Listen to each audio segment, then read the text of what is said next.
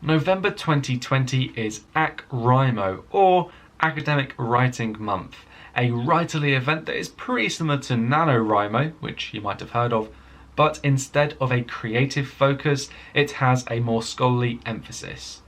Now, academic writers during this month will set themselves targets or objectives of things that they would like to achieve, and then using the support or pressure of their friends, colleagues, and even the Twitter sphere, they set out to achieve those goals and targets. So if that's what AcWriMo actually is, what goals or targets have I set myself, and why? Let's find out.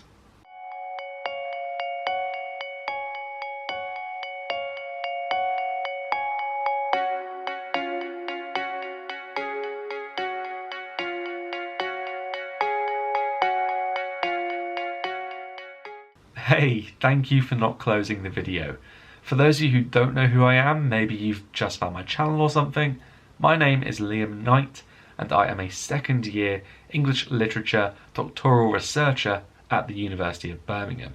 Broadly speaking, my research focuses on the literary dystopias of the 20th and 21st centuries. So you know, all those wonderful texts like George Orwell's 1984, Brave New World by Aldous Huxley, The Handmaid's Tale by Margaret Atwood, Sinclair Lewis's It Can't Happen Here, We by Yevgeny Zamyatin, Naomi Alderman's The Power, Luke Kennard's The Transition, Omar El-Akkad's American War, and so on. All of those wonderful, amazing books that I know and love. Now, more specifically, my research focuses on the post-truthiness of the additional textual objects found within these literary worlds. So that might mean a book within a book. It might mean a fictional appendix at the end of the novel. It might mean a frame narrative. It might mean fictional footnotes. The list is quite extensive.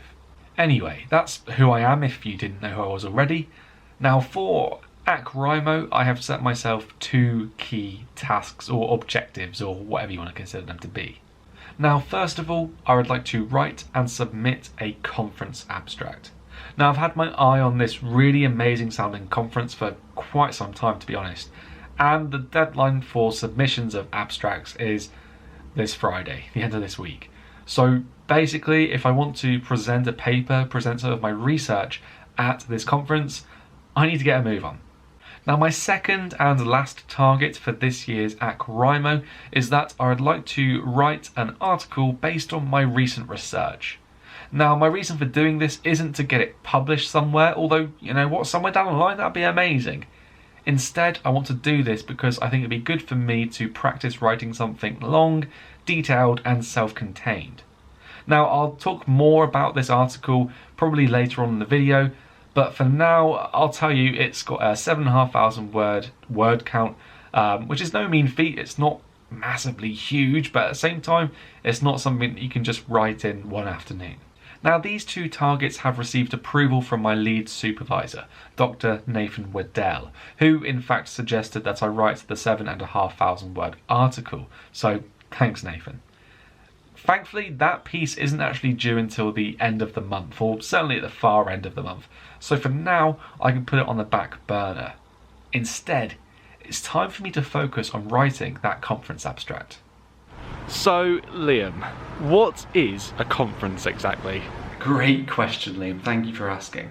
Well, a conference is an event where academics are invited to give talks and presentations about an area of their research. Now, these talks and presentations, they're usually grouped around a central theme that is at the heart of the conference. That could be something as broad as time or memory or place. They're often quite big, broad themes. Alright, so then what's a conference abstract? Another good question. Thank you, Liam. Well, a conference abstract is kind of like the blurb for your talk or presentation, in the sense that it kind of gives an idea of what you'll be talking about or presenting on. However, unlike a blurb for a book maybe, the abstract is actually written before you've written the talk or presentation, and so actually it can be quite a weird thing to write, because you don't know what it is you're going to be talking about yet. Alright, so what needs to go into the abstract then? Cool, Liam, that's your third good question in a row. You are clearly having a good day. Now, there are no hard or fast rules, I think, about what you have to include within a conference abstract, but there are certainly certain things that you might want to think about including. So for instance, you probably need to make it clear what the topic of your presentation or talk is somewhere in your conference abstract. Otherwise, people aren't going to really know what it is that they're going to be signing up for or looking to attend. It might be a good idea to include the purpose of your talk or presentation, as well as its relevance to either the theme of the conference or even to the world at large, really. So why is the thing that you are talking about, why does it matter? Now within your abstract, you might also choose to give a summary of the overall argument that you'll be making, which will include giving sort of the end away. So you might actually already give your conclusion away. It's sometimes the journey that matters more than the destination and the end point. Or another approach that you could take is that you might want to list some key questions that you will be exploring in your talk or your presentation. So you might say, in my paper or in my presentation, in my talk, I will explore the following ideas. You might even bullet point them and just list the things that you want to think about and talk about in your presentation. So there are no hard or fast rules really, but those are some of the things that you are probably going to want to consider as you're putting that abstract together. Okay, thanks Liam. Okay, so this is what I've been working on today. It's very much a first draft still, but the idea is that I want to talk about in my paper that post-truth might seem like a 21st century pandemic, but in fact literary dystopias have always been preoccupied with post-truth, and maybe in reading them and getting to grips with them we might be able to find a cure or solution to the post-truth problem of the 21st century.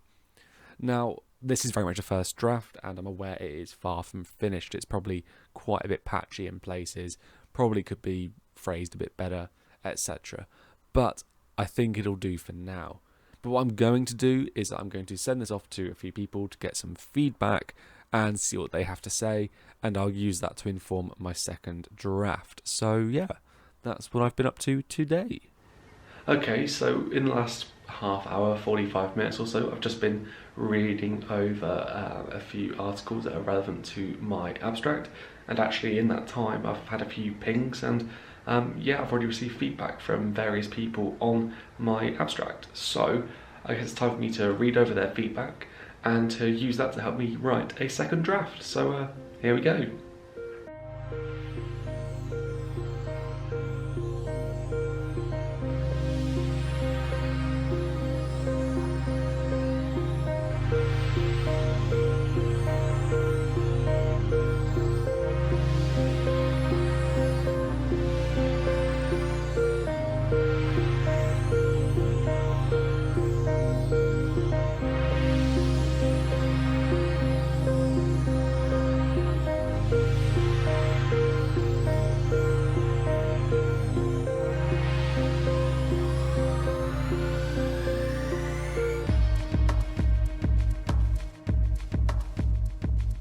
So that, it turns out, is the final draft. So all I've got to do now is to attach that conference abstract, or to copy and paste it really, into the application form for the conference.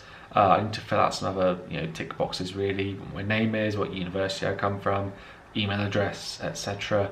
And also actually a personal biography. So I need to do a quick summary about who I am, basically, what I research, and so on. It's always a bit cringeworthy to do those, but actually a useful exercise nevertheless in just trying to condense my entire research, I guess, into quite a short, snappy piece.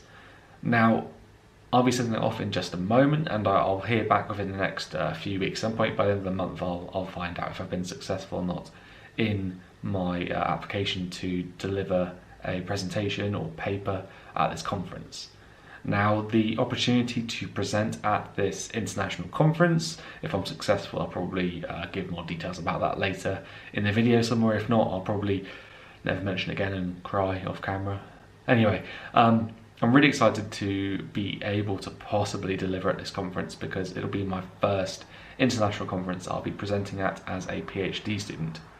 Now, I was meant to be delivering at an international conference in the summer that's just gone, but sadly, something's happened in the last year, a thing that YouTube doesn't really like people talking about, and that thing meant that the conference that I was meant to be presenting at, that I'd been successful in applying to present at, was cancelled or postponed. It should, in theory, be going on this summer, but who knows, right? Who knows? So it is the beginning of a new week, and with that conference abstract out of the way, it's time for me to begin that second task, namely the writing of the 7,500 word article that I've been challenged to write. Now, for the time being, I'm calling this article A Brief History of Post-Truth, and there are loads of reasons why I think it is really important that I get this article written this month. First of all, I think it'd be really good for me to practice writing something self-contained, rather than thinking about writing a thesis chapter or something that is just generally part of something much, much bigger. I think seeing something through to completion might help me when it comes to my writing. I think I'm getting caught up in my thesis writing at the moment, thinking about the bigger picture, and actually it might be useful for me just to see something as a small picture and just get that over and done with. That way, hopefully, I'll feel a little bit more confident when it comes to actually seeing through a much larger piece of writing. I also think it will be good for me to try writing something in a slightly different style. This is going to be a much more historical piece than I'm used to writing. I tend to write essays that are more analytical and typological. So they are focused on analysing, novels or texts or whatever, but also categorising them as well. And, too much of the same thing just gets kind of boring after a while. And certainly if my entire thesis was just about categories, for 80,000 words, it's not going to be the most compelling piece of academic writing in the world. Furthermore, it puts my last 2 or 3 months of research to good use. Over the summer, or like the late end of summer, it emerged in my research and in my writing that actually post-truth and like the study of it was going to start to become more of an important emphasis in my thesis. I was always going to mention it a tiny bit, I think, but actually having spoken with my supervisors, we've kind of agreed that rather than it being a minor emphasis, it might end up being a major emphasis. So I know, like almost a year ago now, I did a Brum vlog episode, if you like, where I spoke about my writing and spoke about what my thesis is about. And it's still broadly about the same thing. It's about the endotexts of literary dystopias of the 20th and 21st centuries, but now it's the post-truthiness of those, and how and why they could be considered post-truth objects, and why that might be useful. Now, I have literally spent the last 2 or 3 months reading loads of books and articles about post-truth. I think I counted it up the other day, and it's something like 40 or 50 different sources. But that just means I've got loads of notes, loads and loads and loads of notes. And so it's going to be useful for me to actually try to put them into use somehow, rather than just have this research floating away in the ether somewhere.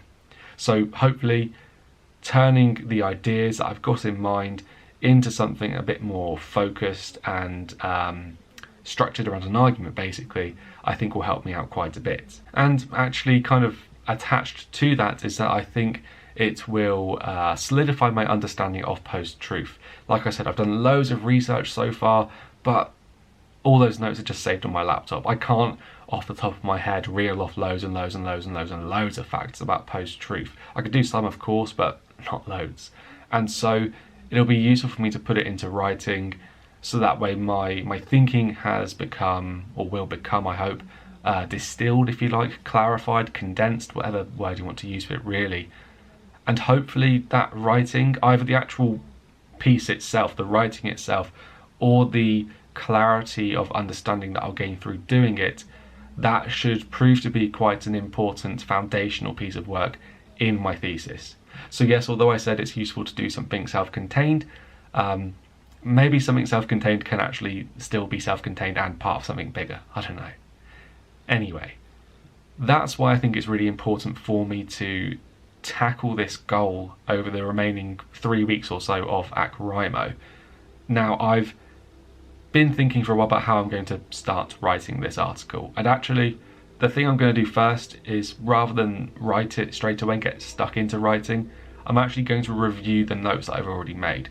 I need to get back in the frame of mind of thinking about post-truth critically and academically, and actually start to think about where I can find common threads or where I can see arguments emerge based on the reading that I've already done.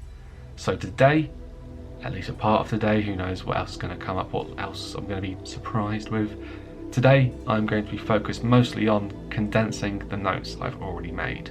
So stick around because you'll see another wonderful time lapse.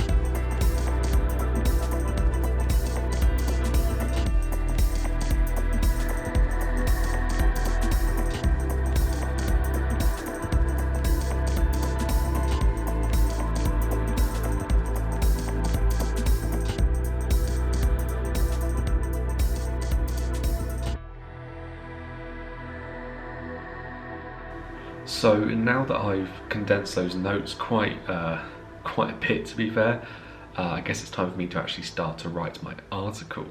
Now, rather than just going head first and just writing, which is what I normally do, I've actually decided to try to change my strategy a little bit this time as well. And so rather than just, as I said, just going head first, I mean, normally I'd maybe have some notes on a piece of paper about points I'd like to make maybe, or quotes that I'd like to use maybe. This time I've planned the article, or at this point at least the introduction to the article, almost within an inch of its life. I've sort of structured it and or structured my plan for it, I should say, suggesting sort of how different points build on from each other, or how it develops, or how it explains a bit in more detail, which critics I might be using and when and why, and so on. I'm not particularly sure if this is going to be massively helpful or only a little bit helpful, but it's, you know, time to experiment and try things out, I guess. The reason why I've done it is, first of all, I think it's going to help me, I hope at least, to think about the actual overall argument and think about the development and shape of it, rather than just, as I usually do, to be honest, just write and see where it goes. And that hasn't done me too badly so far, of course, you know, like I'm here doing a PhD, but I feel like I want my writing to be better. I've said it plenty of times in these videos, in my vlogs in particular. My writing still isn't where I want it to be, and so I'm trying to use different strategies, to experiment with different strategies, to see where I can come out with something better. You know, try some different things, see what works, then use that thing because it works. Anyway, so that's what I've done sort of so far, sort of today. I sort of did some of the planning a little bit yesterday as well. I guess really now it's just down to me to actually put some headphones on, probably have some, I don't know, I either have really chilled background writing music or really aggressive, intense background writing music. I'll see where my mood takes me today, and just get on with it basically. So, another wonderful time lapse for you is about to start. So yeah, here we go.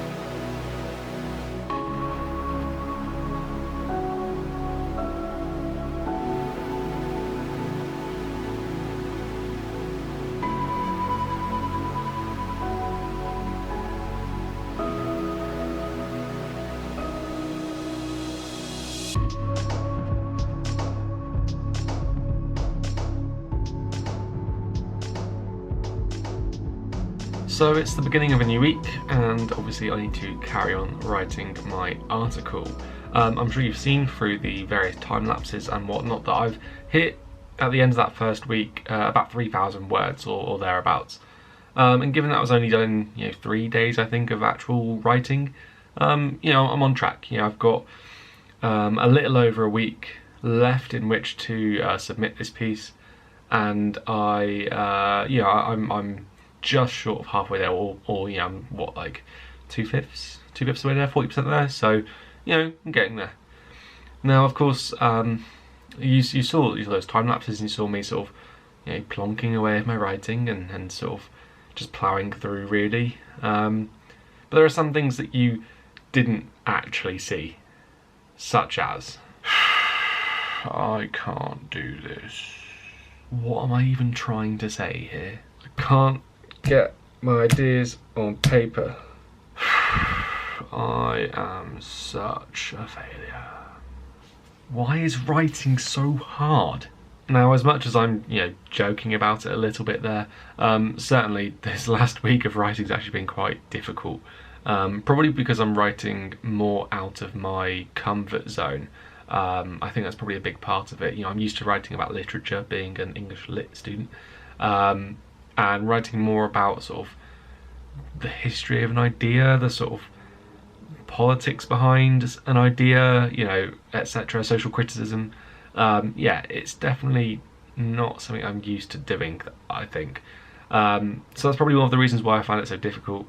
And the other, as I've kind of said throughout lots of my vlogs, actually, weirdly, I find writing really tricky, and I know it sounds really stupid for me to say that, because I used to be an English teacher. A lot of what I do on my channel is revision videos. Now, definitely, I know I can write to a GCSE standard and probably A-level standard quite easily as well, and undergraduate standard as well. Easy peasy, I'm sure.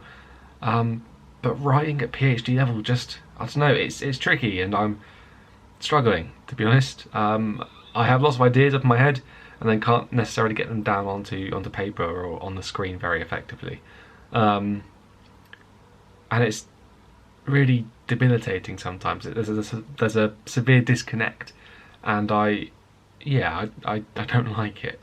So as much as I'm joking about me sort of stressing out this last week or so, I was definitely. And so I've had a chat with my supervisor, and we're going to try some different strategies moving forwards with regards to writing and writing feedback and whatnot, and hopefully that's going to make me feel a bit more better, a bit more confident, a bit more comfortable with my writing, or at least let me feel a bit more like I know how I can actually go about and improve my writing. So we'll see. But for now, I've just got to plough on, really. Like I said, I've got a week, just over a week really, 9 days at most, to get another 4,500 words written, and obviously any associated bibliography, formatting and whatnot. Editing as well, of course. I'll edit it a couple of times, I imagine. Knowing me, knowing that I've just done one section and I'm currently at like 3,000 words, or at least like the introduction and one main section, I probably will go over the 7,500, probably something more like 8 or 9. I'm hoping not 10, that's just an awful lot. So yeah, I guess, start of a new week, I've had my moan, I've got some remedies, if you like, to look forward to in the future, and so I just need to know for now, I've just got to carry on doing what I'm doing, try to have some faith in myself, which I never have, and just bash out the rest of this article. So, moan over, time lapse to come.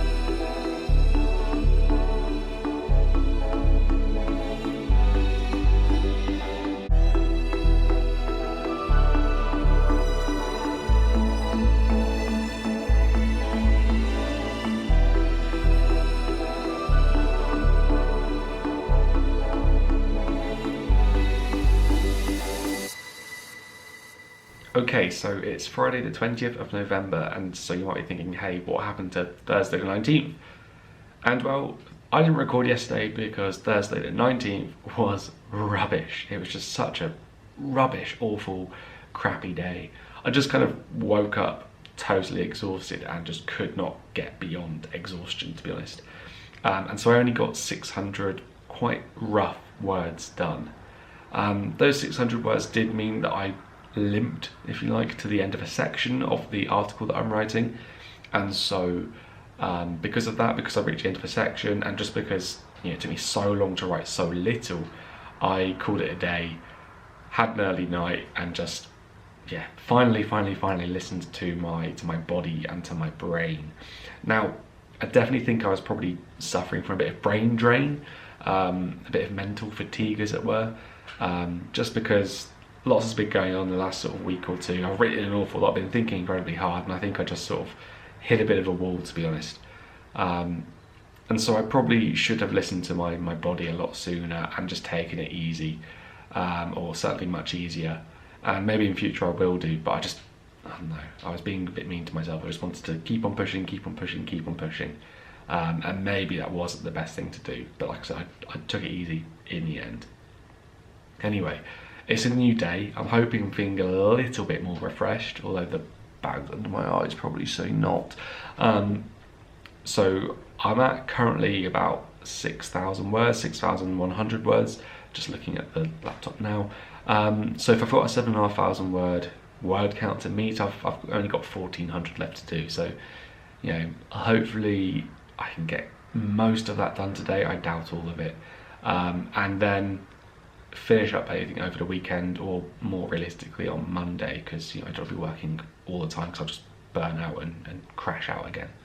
So I'm probably going to start making some notes, start planning what exactly I'm going to write today, and then, well, you'll see that. So here we go.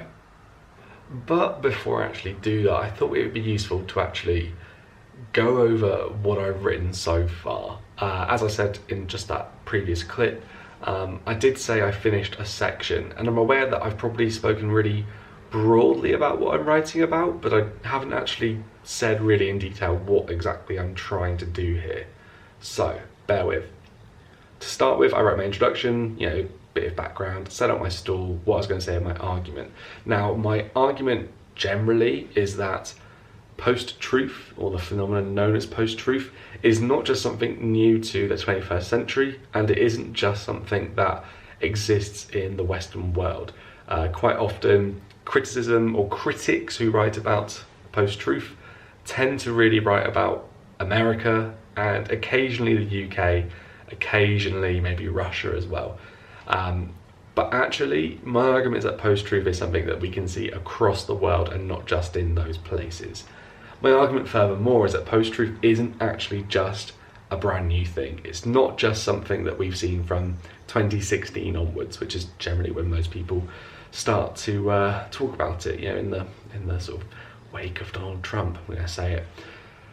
So my argument then is it's not just in the Western world or in sort of the US, the UK and Russia, and it's not just something new to the 21st century. So how am I going about actually arguing that?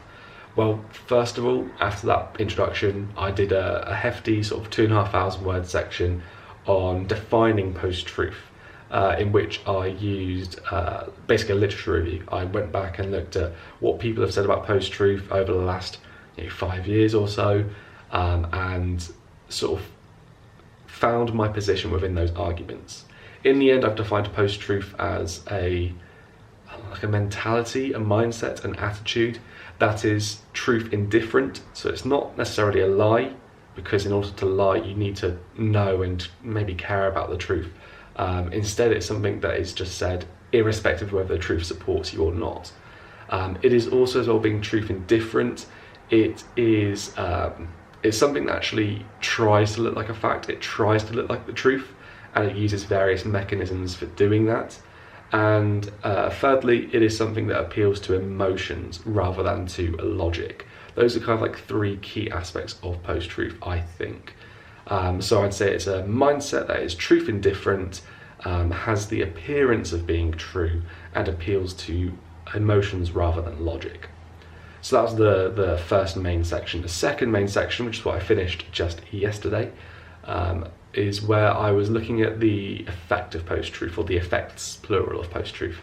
And long story short, post-truth, in my view, is just a power game. It's a method by which individuals or groups, or even corporations maybe, they try to gain, maintain, or exert their power. And again, that can be achieved for a number of things, and I've identified 3 key ones really.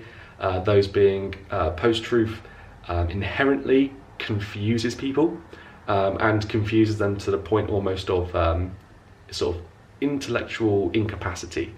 You're so confused that you can't really make sense of anything. Secondly, another way it exerts power is that it discredits the genuinely credible. So by genuinely credible, I mean, people that have actual authority, people who we know are telling the truth, or we should be believing it at least, because they know a lot of stuff about the stuff they're talking about.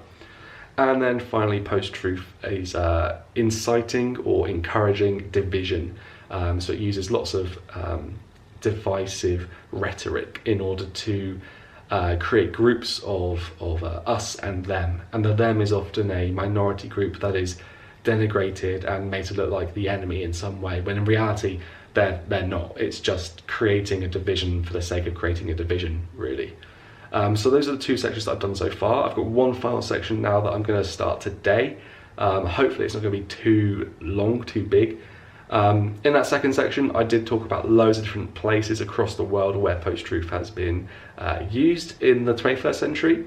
And now I'm going to actually say, hey, okay, so it's been used in the 21st century quite a bit, but actually what we know to be post-truth, hasn't it already been appearing in history? Like, where's it been used in the 20th century? Maybe even beyond. So that's what I'm going to be writing today. I'm going to be looking at various examples. I'll probably be talking about George Orwell and Spain, because there's some relevance there. Maybe communist, Russia, the Soviet Union. Maybe looking at Hitler. Interestingly, the tobacco industry of America in the 1950s, I think. But then bizarrely, I'm going to be ending way back in time and talking about our good friend Plato. Yeah, it turns out talking about philosophy. Very strange. Anyway, I'll catch you in a bit.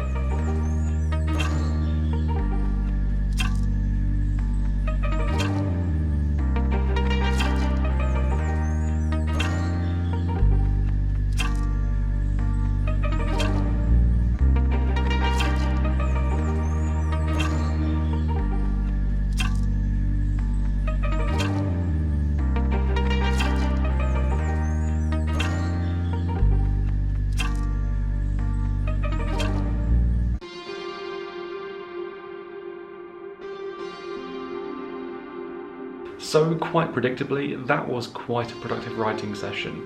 But what was predictable about it wasn't the productivity. That was actually quite alarming, quite shocking, quite surprising. What was predictable was that it's basically seen me reach the word count that I was suggested to get to. So I'm just, like 50 odd words shy of that 7,500 words. So on one hand, that's great because, I got there. On one hand, it's not so great because I still have quite a bit that I want to write. I've got, I think, probably 2 main sections left in this sections and sections, right? And then an overall conclusion to do. So yeah, probably still got I don't know, 1,500, 2,000 words left to go. Not good. But I'll edit that at some point, I'm sure. Hopefully.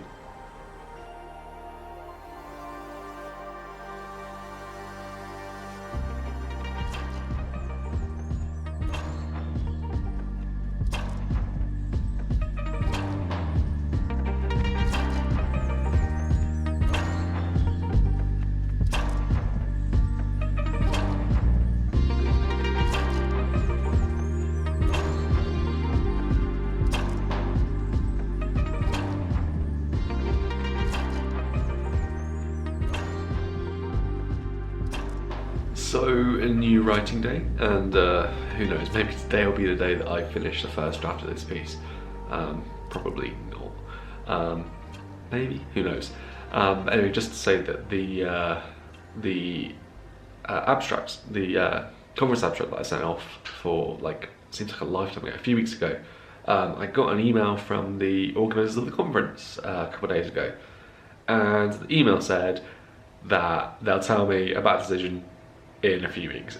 So I won't actually be able to update you guys in this video about whether or not I've been accepted to that conference. So, you know, well, bit annoying, but like such a minor annoyance is not really all that important, is it? But I'm sure you'll find out some other way if I've been successful or not in my application to deliver at that conference. But yeah, just thought I'd let you know that. Anyway, time to write.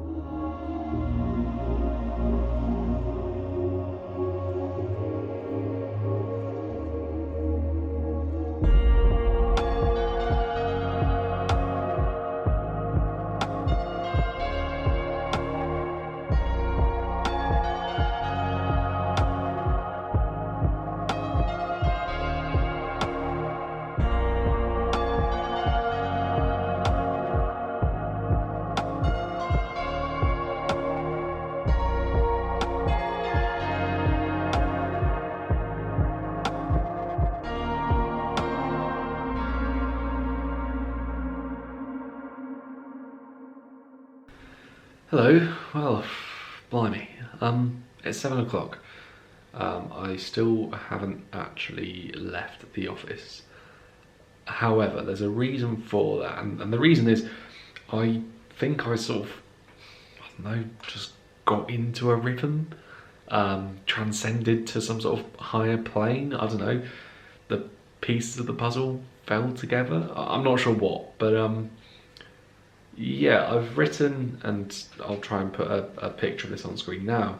I've ended up writing about 2,000 words today, but not just like 2,000 words, but I think I've actually finished.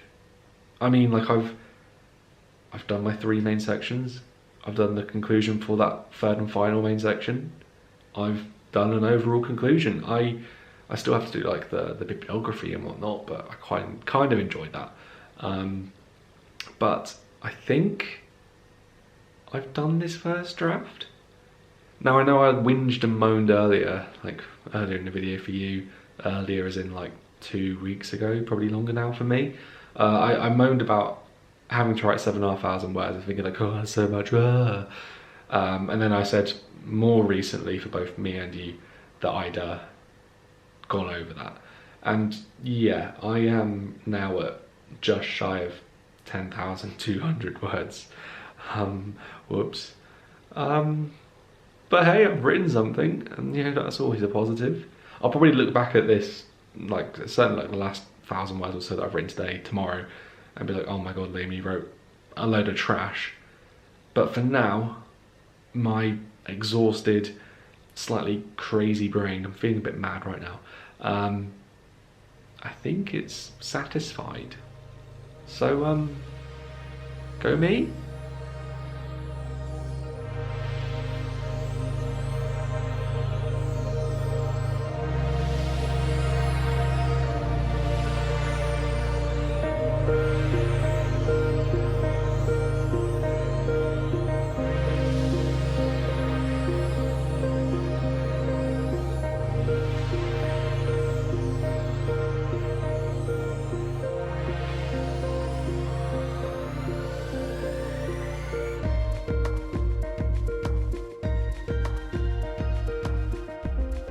Hello everyone, it's been a few days, isn't it? It is now November 30th, 2020, aka the last day of AcWriMo. Since the last update and having submitted that piece, I decided to take a bit of a break from the thesis directly, and instead wanted to focus on some life admin that I basically hadn't been doing because I was like here in the office all the time, and also just thinking about some thesis adjacent work that I'd also been neglecting a little bit as well. So I've been working, but not necessarily directly on thesis stuff. Anyway, with it being the final day of AcWriMo, I thought it would be a good chance to sit back and reflect on what I have either learned or achieved in the last month or so. Now, obviously, way back at the start of the month, which seems like a lifetime ago now, I was writing that conference abstract, and obviously, as I've said already, I won't find out about that until like early December, so a bit annoying, but whatever. Now, that abstract writing helped me to summarize complex ideas and a complex argument in a concise, understandable, and interesting way, shall we say. An abstract isn't supposed to give away everything, but it's certainly meant to be interesting enough to make people, want to attend your paper, interesting enough to make the conference organisers want to actually, have you present at the conference. So I think it's always good practice to try and summarise quite complex things in a concise way, but also something that's understandable as well. I think that's a skill that I'll continue to work on, I guess, throughout the PhD. I've probably got, I think I've done maybe 3 or 4 abstracts by now. But again, it's something that I will definitely be revisiting, and definitely the skills I'll be reusing those throughout the rest of the thesis. So it's always good to practice those. Secondly, I have developed a fuller understanding of what post-truth is, which is brilliant because post-truth looks like it's shaping up to be quite an important concept or term or just feature of my thesis more generally. It's been really useful to see how post-truth isn't just something that's like unique to the Western world, nor is it something that's just unique to the 21st century, and actually seeing how the methods and mechanisms of post-truth have enabled political leaders or maybe dictators to gain, maintain and exert power historically has been really fascinating. And actually I found it really interesting to look at how these political leaders have been pushing a sort of post-truth mindset, and actually just it's been really fascinating. Some of the people I've been researching and talking about, I think it's interesting how people can behave so truth adjacent, how they can just promote lies so happily, easily, readily, and how that sort of enables them to achieve some quite evil things sometimes. That's interesting, I think. But finally, the important thing, or maybe the key takeaway that I've got from this month of AcWriMo is that no matter how hard writing is, it gets done. Now, by that I mean that, as you've seen in this video, there's been ups and downs throughout this month. There have been days where I've written comparably very little, and there's been days where I've hit my strides and I've written quite a bit. And overall, I've written about 10,500 words in 2.5 weeks, which, I'm pretty happy with that. I think that's not exactly nothing. Sure, it could be more, but progress is progress, right? Now, thinking about how I've written, we'll call it 10,000 words in 2.5 weeks.